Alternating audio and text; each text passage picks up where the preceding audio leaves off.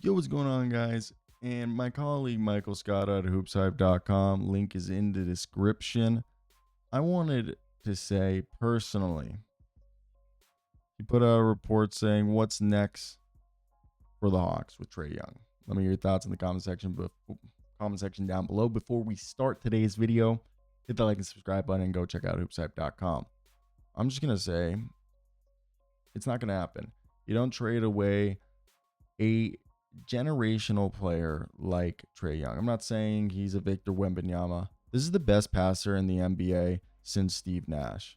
He's going to go down alongside Steve Nash, Jason Kidd, LeBron, and John Stockton as statistically, Magic Johnson as the statistically top 10, top 5 passer of all time. He's the best passer total wise, stat wise, average wise since entering the NBA.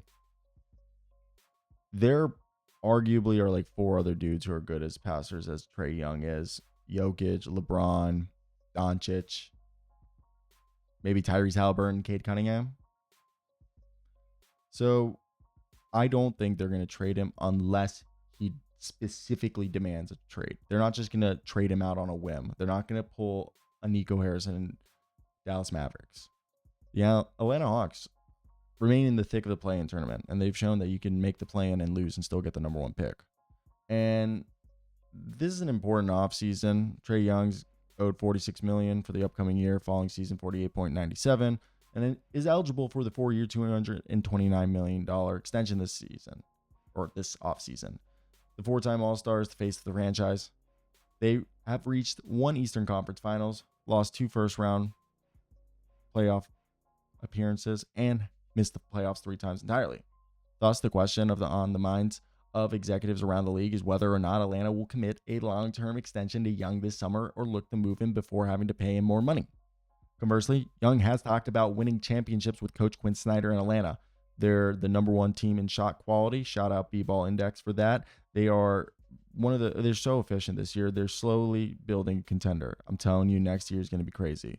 With Atlanta 4 years now removed from that conference finals appearance and have declined in playoffs,